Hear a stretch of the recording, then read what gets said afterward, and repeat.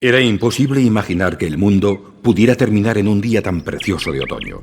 Sin embargo, la tormenta de los caballos musulmanes continuaba asolando Europa, dejando a su paso ciudades conquistadas y ejércitos destrozados y aturdidos. Los caballos musulmanes, atacando con la velocidad del rayo, irrumpieron en la ciudad de Burdeos y luego en Poitiers, por lo que era muy poco lo que quedaba por defender del reino franco. Sin embargo, Carlos Martel reunió al desalentado ejército franco para ofrecer una última resistencia en la ciudad de Tours. Los caballos musulmanes, los más bellos y veloces, empezaron a chapotear por el río Biel. Los caballeros y espadachines de Martel, que caminaban penosamente bajo el peso de las mallas de hierro, se esforzaban por interponerse entre los musulmanes y la ciudad de Tours. Las aves de carroña, anticipando la carnicería, trazaban círculos en el aire. El resto de Europa observaba con inquietud, pues era el punto culminante de la invasión musulmana y la última defensa de la Europa cristiana. El alma del ejército franco eran sus caballeros, pero Carlos Martel sabía que bajo el peso de sus armas y armaduras, la caballería no podría competir con la rapidez de los jinetes musulmanes. Por tanto, ordenó a sus caballeros que desmontaran y se unieran a las filas de los espadachines francos para formar una apretada barrera de escudos. Los musulmanes siempre habían vencido gracias a sus ataques rápidos y no estaban equipados para hacer frente a la estrategia defensiva de los francos. Las flechas de los arqueros musulmanes rebotaban inofensivas en el pesado escudo de los francos y la caballería ligera musulmana no pudo romper la cadena humana. Maltrechos y heridos, los musulmanes rompieron filas y huyeron, cruzaron los Pirineos para encontrar protección en España. Desde el reino franco de Carlos Martel surgió con el tiempo el Sacro Imperio Romano Germánico, lo que le convierte en el padre fundador de Alemania y Francia. La casa comunal parece vacía en la oscuridad, pero la llena el olor a óxido, brea y piel del animal, así como el ronquido de los perros.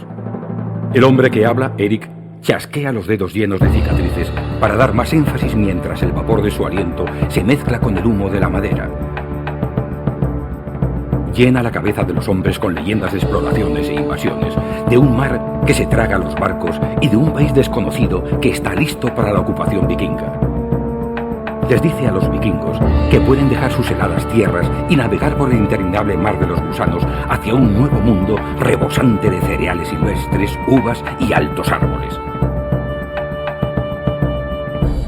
Para los vikingos es como si les salvaran del paraíso, sin contar con que esos nórdicos de piel blanca están siempre ansiosos de aventuras. Cuando pide voluntarios, los hombres golpean sus armas en la mesa y gritan su nombre en el aire frío. Eric el Rojo sonríe. Gran parte de la historia de los vikingos está registrada en cuentos orales llamados sagas, que se transmiten de generación en generación. Las más famosas cuentan las aventuras de Eric el Rojo y sus hombres que cruzaron el gran mar en pequeños barcos con la intención de forjar una nueva soberanía vikinga. Finlandia, como llamaron al Nuevo Mundo, no fue fácil para los vikingos. Aunque carecían de las armas de hierro de los escandinavos, los Skraelings nativos eran fieros guerreros que luchaban implacablemente para defender sus tierras de los invasores nórdicos. La inmensidad del Atlántico Norte aisló a los vikingos en Terranova y pasaron muchos años de penalidades intentando establecer su nueva colonia.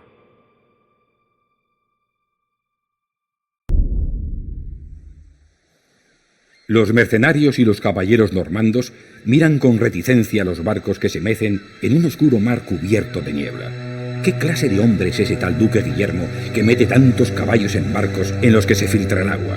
Guillermo ignora sus gestos inquisitivos y a través del canal dirige su mirada hacia Inglaterra. Eduardo el Confesor ha muerto y ahora 3 hombres reclaman el trono de Inglaterra. Harold el Sajón ocupa el trono inglés y se apresura a fortificar sus orillas contra 2 invasiones. Harold Aldrada, rey de Dinamarca y Noruega, envía vikingos desde el norte, mientras que Guillermo invade desde el sur. El resultado de este conflicto a 3 bandas es tan incierto como la niebla que envuelve el canal. Los huscarles de Harold el Sajón son soldados profesionales, no mercenarios. La única oportunidad que tiene Guillermo de vencer es usar la caballería pesada. Pero para ello primero debe meter todos los caballos en esos barcos tan poco seguros. El futuro de Inglaterra está a punto de decidirse.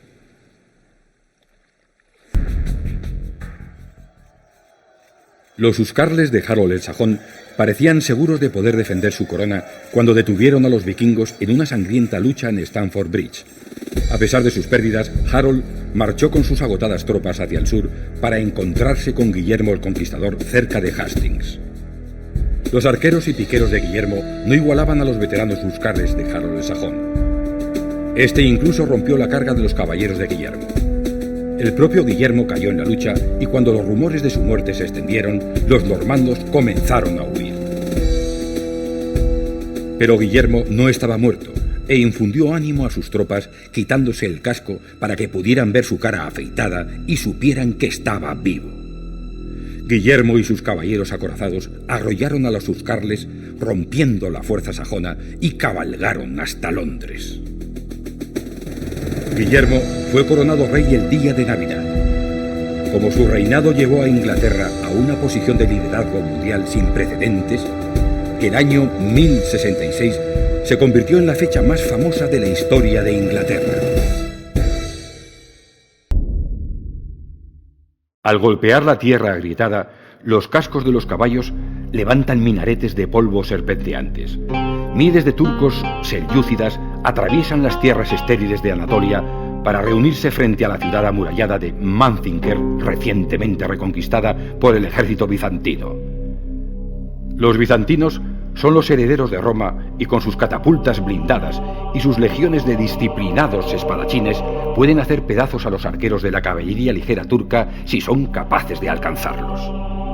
Pero un giro imprevisto de la situación ha mejorado mucho las posibilidades de victoria de los turcos. La traición y el engaño minan por dentro el ejército bizantino. Un día deserta una banda de mercenarios.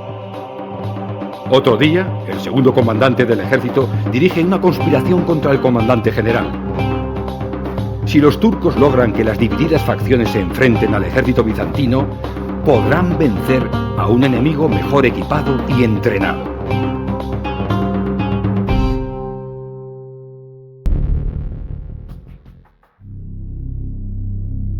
Mientras era de día, el ejército bizantino podía hacer retroceder a los turcos hacia sus campamentos. Pero cuando anochecía sobre Anatolia, los turcos hostigaban a la caballería pesada bizantina cuando se retiraba a Manzikert. Cuando ya no pudieron resistir más esta tormenta, los flancos bizantinos huyeron en desbandada y los arqueros turcos a caballo se aprestaron a lanzar un ataque mortal. La batalla de Manzikert no se perdió porque los soldados o jefes lucharan mal, sino porque la traición habitaba entre ellos. El engaño desbarató la cadena de mando del ejército mientras las facciones se disputaban el control del trono en Constantinopla, traicionando al ejército que estaba en el frente. Bizancio, mucho más debilitada, se vio obligada a pedir ayuda al resto de la cristiandad occidental, lo que fue el origen de las cruzadas. El imperio bizantino sobrevivió otros 4 siglos, pero solo como una sombra de su gloria anterior.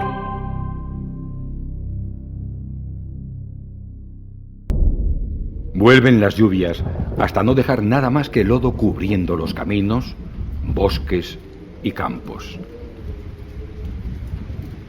Los soldados ingleses, agotados, levantan el arco por encima de la cabeza para proteger del agua su preciada madera de tejo. Los carros apenas pueden rodar, aunque están vacíos porque hace tiempo que se han acabado las provisiones. Por detrás resuena un galope aterrador. Llegan los caballeros franceses. Los ingleses han estado retirándose lentamente desde el desastre de Harfleur, donde el glorioso asedio del rey Enrique V se alargó interminablemente, costando la vida a 3.000 ingleses. Ahora, Enrique ha abandonado su sueño de hacer valer su derecho hereditario sobre la corona de Francia. Al igual que sus hombres, solo desea llegar a los barcos que le llevarán a su hogar en Inglaterra. Pero de regreso a Calais, el ejército francés alcanza a Enrique. Los franceses no están interesados en negociar porque saben que los ingleses están agotados y hambrientos. Y además les exceden el número de 3-1. Los ingleses se han detenido en la cima de una colina arbolada. Los arqueros clavan estacas en la tierra para ofrecer algún tipo de barrera contra la mortal caballería francesa. La única esperanza de Enrique es que su infantería ligera demuestre ser más ágil que los impetuosos caballeros franceses y que el radio de acción de sus arqueros iguale las cosas antes de tener a los caballos franceses encima. No se recuerda la batalla de Agincourt por haber sido un triunfo inevitable, sino porque fue un vuelco a la situación esperada. Los arqueros ingleses, inferiores en número a los franceses, obtuvieron la victoria porque estos se vieron obligados a cargar pendiente arriba en una colina embarrada y a través de un bosque espeso. Los ingleses usaban poca armadura, por lo que siendo más ligeros alcanzaron a los franceses, que se movían con dificultad en mitad de su retirada. Una carga de Enrique con lo que quedaba de su caballería abrió una brecha entre los maltrechos franceses que le dejó libre el camino a la costa. A pesar de esa victoria, Enrique no continuó el ataque, sino que se retiró a Inglaterra. Borgoña fue la verdadera vencedora de la batalla, pues pudo alzarse con el poder por el vacío que dejaron Francia e Inglaterra. El continuo chapoteo de los remos de 200 barcos que golpean el agua ahoga cualquier otro sonido. La flota más poderosa jamás vista, reunida por don Juan de Austria y sus aliados venecianos, navega bajo la ardiente luz del alba hacia su encuentro final con los turcos otomanos. El ejército turco ha extendido mucho su imperio, anexionando el norte de África y Mesopotamia a sus posesiones de Anatolia, pero ha sido finalmente rechazado por la dura defensa húngara. Sin desanimarse, los turcos desviaron la atención hacia el Mediterráneo, donde intentaron acabar con las potencias navales cristianas, España y Venecia. Ahora, 230 galeras de remos y 6 galeazas pesadas se dirigen lentamente a la bahía de Lepanto para encontrarse con las 270 galeras de la flota turca. Los barcos se preparan cuando ya solo les separan 5 millas. Una lluvia de flechas oscurece el cielo y finalmente el estruendo de los cañones ahoga el ruido del chapoteo de los remos.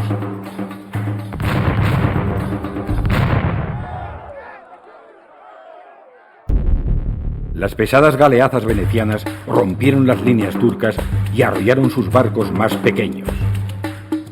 Pero eran muy pocas galeazas para ganar ellas solas la batalla. Los españoles y los venecianos intentaron alcanzar y abordar los barcos turcos para que pudiera ponerse a prueba la superioridad de la experiencia y las armas cristianas. En el transcurso del día, el gigante turco empezó a tambalearse. Decenas de galeras turcas se estrellaron contra las rocas y otras se hundieron en el fondo de la bahía. No llegaron a 50 los barcos turcos que sobrevivieron a la batalla. Lepanto no fue el punto culminante del conflicto entre cristianos y turcos en el Mediterráneo, pero sí un momento decisivo. A los turcos les fue difícil rehacer una flota del mismo tamaño que la anterior, mientras que los cristianos siguieron mejorando la suya con los últimos avances tecnológicos, asegurándose así una decisiva ventaja militar para futuros encuentros en alta mar. Los barcos se deslizan a través de un océano plano como un espejo, teñido de rojo por las algas marinas de primavera. Produciendo una sensación irreal, se elevan en la niebla columnas de rocas cubiertas de pinos. En los barcos los hombres observan silenciosamente a los samuráis que deambulan en cubierta. Desembarcarán cerca de Kioto y su señor, Hideyoshi, dirigirá el cerco de la ciudad de los 10.000 templos. En Kioto, los revolucionarios tienen prisionero al señor Nobunaga, el hombre que quería unificar Japón. Las islas japonesas siguen constituyendo múltiples territorios de shogunes o señores de la guerra que arreglan sus conflictos con duelos rituales. Nobunaga intenta forjar un Japón único y llevar a los samuráis de las provincias hacia una nueva era. Al igual que su señor Nobunaga, Hideyoshi gana sus batallas con descargas de mosquetes, utilizando plenamente las armas de fuego que introdujeron recientemente los navegantes portugueses. Hideyoshi no intenta negociar, pedirá una vez la liberación de Nobunaga y luego asaltará la ciudad. Kyoto pagó caro la muerte de Nobunaga y al final Hideyoshi pudo realizar lo que no hizo su mentor. En 1590, Japón era un país unificado. Pero ese logro, por importante que fuera, no dejó satisfecho a Hideyoshi, quien puso en marcha un ambicioso plan de conquista de China y Corea. Japón no quedó libre de conflictos, ya que seguirían estallando diversas guerras civiles durante muchos años. No obstante, los miembros de la familia Ieyasu, antiguos aliados de Hideyoshi, seguirían gobernando Japón como shogunes hasta el siglo XIX.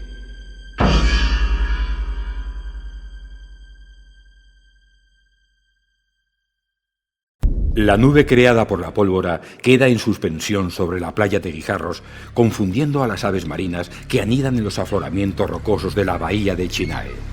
En cuanto los vientos del mar oriental despejen esa nube, la flota japonesa regresará disparando los cañones a las murallas marinas y a lo que quede de la flota coreana.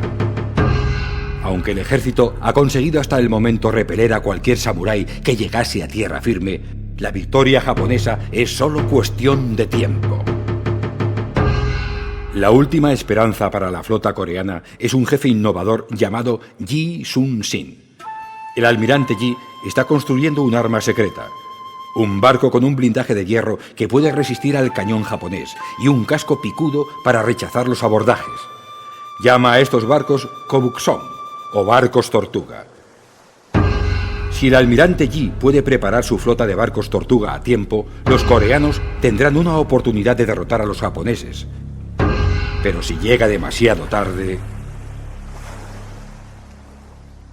Los japoneses fueron incapaces de establecer una base en China o Corea. Por lo tanto, todas las provisiones y refuerzos tenían que venir de las propias islas japonesas. Cuando el almirante Yi destruyó la flota japonesa, los ejércitos samurái quedaron aislados de los suministros. Y acabó la invasión. Yi Sun-sin murió en la batalla, pero el comandante japonés Hideyoshi murió poco después, y con él, el deseo de conquista de los japoneses. La posibilidad de que en el siglo XVI hubiera un imperio japonés en Asia Oriental desapareció bajo los cañones de los lentos y blindados barcos de guerra coreanos.